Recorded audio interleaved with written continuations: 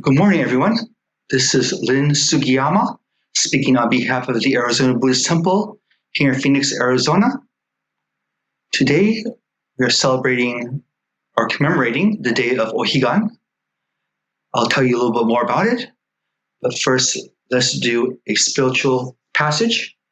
This is from the writing of Shinran Shoni. Please join your hands in Gasho. When I reflected within myself, the universal vow, difficult to fathom, is indeed a great vessel bearing us across the ocean, difficult to cross. The unhindered light is the sun of wisdom, dispersing the darkness of our ignorance. Please join me in Gasho. Namo Amida Butsu, Namo Amida Butsu, Namo Amida Butsu. Again, good morning. Today we are celebrating the day of Ohigan. Ohigan in Japanese means the other shore. And so the meaning of this is that today we're celebrating the equinox. So this is the day when the hours of daytime are the same as the hours of nighttime. And so this marks the end of summer and the beginning of autumn. So the weather should be getting cooler. I know it's been pretty warm and we've been experiencing a lot of heat, but hopefully as the days go on, it'll get cooler. So actually, the fall equinox starts on September 22nd, Tuesday.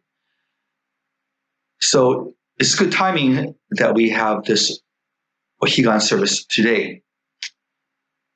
So in Japanese, Ohigan means to reach the other shore. So the other shore means the Pure Land.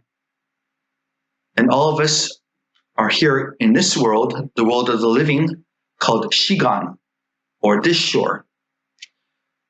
So as we practice Shin Buddhism, we learn about the Nembutsu teachings, Namo Amida Butsu. I take refuge in the Amida Buddha. And so when we reach the other shore, that is where we become the enlightened person, the awakened person, the person now in the world of peace and bliss. And so today, Amida Buddha is teaching us from the other shore, Ohigan, to encourage us to listen to the Buddhist teachings for today. So I feel sad today because usually during Ohigan service, we have our altar set up, and after service, we have what was called ohagi. So ohagi is this sweet bean, and it's covered on this omochi rice. And it's really, really sweet and really, really delicious to eat. So I hope that if you're able to make ohagi, that you're able to do at home and to eat it, and to remember that today is Higan. So, as you know, this coming fall, November, we're having the elections of our president and all the other good political stuff that we have to deal with. And so, right now on the TV, we see lots and lots of commercials. So we hear comments that, President Trump is going to be a great president, so we should elect him for next November. And then we see other ads that saying that Trump is a terrible president. And on the other hand, for presidential candidate Joe Biden, we see lots of commercials saying that he's going to become a good president, so please elect him, and other commercials saying that he's going to be the worst thing for the nation, so don't elect him. So which one is the correct view? Which one's going to matter to America the most? How are we to decide how we're going to pick this? How are we to understand all these things about America? So this kind of made me think about this Buddhist story that I want to tell you. Once upon a time in India, there lived a king, and he wanted to do this experiment. And so he gathered 5 blind men, people who are unable to see, and then he got this huge elephant, and they all met in this big courtyard at the palace. And the king told the 5 blind men to go ahead and feel the elephant and to tell the king what they thought described an elephant. And so, first blind man, he goes up to the elephant and he feels the elephant's tusk. And so, as he felt it, this first blind man says, "Oh, an elephant has a pointy end and he's big. He feels like a big carrot." And so the king invites the second man, blind man, to feel the elephant. And this time, this man feels the elephant's ears. And so the second man says, "Oh, an elephant, he's very flat. He's just like a big fan." Then the third blind man goes and feels the elephant, and he feels the elephant's trunk. And for the third blind man, he feels that the elephant is like a long tube. Then the fourth blind man goes up to feel the elephant, and he feels the elephant's leg. And he says the elephant is like a big column that belongs to the palace. And finally, the fifth man goes to the elephant and feels its tail.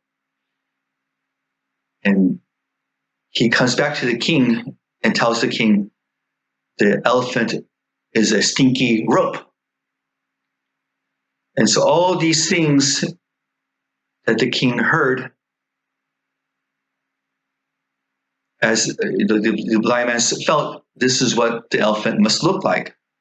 But in reality, we all realize that an elephant is this big animal, and all the different parts of the elephant that the blind man felt are just an aspect, just one part of what makes this big elephant. So the story reminds us that even when we ask perhaps 100 people how to describe the true nature of a human being, no one can really describe that. The true nature of a human being is very vast. There's so many variables. And so to describe a person's true being, is very difficult. So I think this is what, describing just one part of it is describing just a part of reality. We are just like blind men, that we can only understand just a small part of reality and not getting the big picture. So as I said, life of a human being is very vast. And so this prescribes in Buddhism our own path to enlightenment. It is very difficult to do.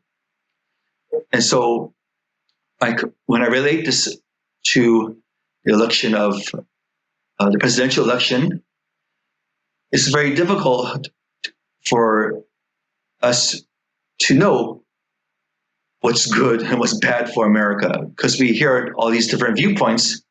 But in reality, what makes us Americans, what makes us, we are given this right to vote for who. So who do we vote for president? So the United States of America has lasted for 244 years. So I don't think anytime soon we're going to go down the drain and be something terrible. So I don't give much to all the election, all the different commercials, but I hope whoever becomes the president will do a good job running this country. And so, just like, what does America mean? What does the blind man and the elephant mean to us? Well, in Buddhism, we say that for the Amida Buddha, he represents ultimate reality. He represents enlightenment, the awakening of the heart and mind of what is reality. And so to understand the Amida Buddha is very deep and very difficult to comprehend.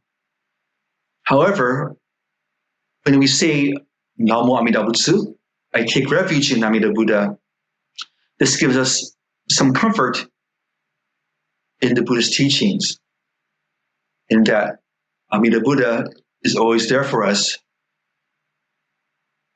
He accepts us as we are, whether we are good or bad. And so to understand that one aspect of the Amida Buddha, I think this gives us comfort and gives us faith as when it comes to time for our passing, that we are able to go to the Pure Land to become the enlightened person.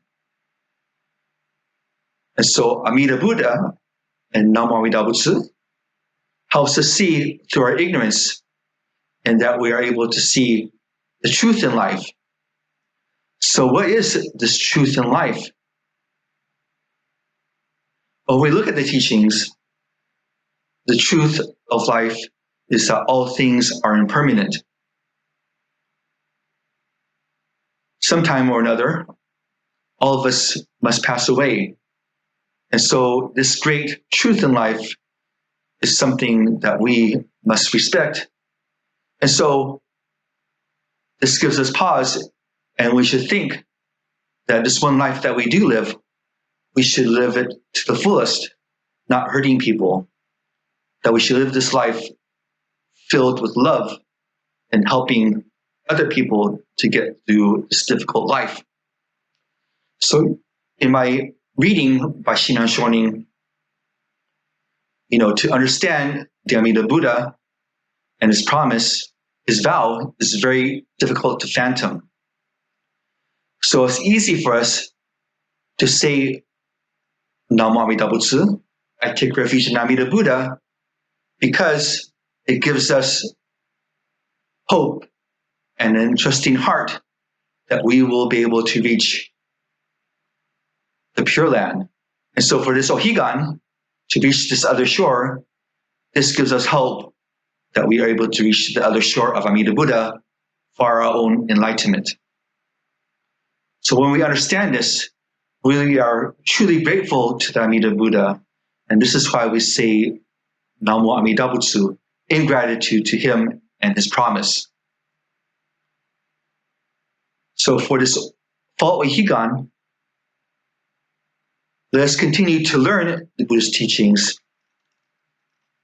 and to know that we are part of a bigger piece of what is the ultimate reality. And that we understand what the true meaning of the story of the blind man and the elephant is that the things that we are able to describe about life is just a small part of what is the bigger picture. So I want to thank you for listening. Please join me in Gasho. Again, this is from the writing of Shinan Shonin. When I reflect within myself, the universal vow, difficult to fathom, is indeed a great vessel bearing us across the ocean difficult to cross. The unhindered light is the sun of wisdom, dispersing the darkness of our ignorance. Please join me in Gasho. Namo Amida Butsu. Namo Amida Butsu. Namo Amida Butsu. Thank you so much for listening.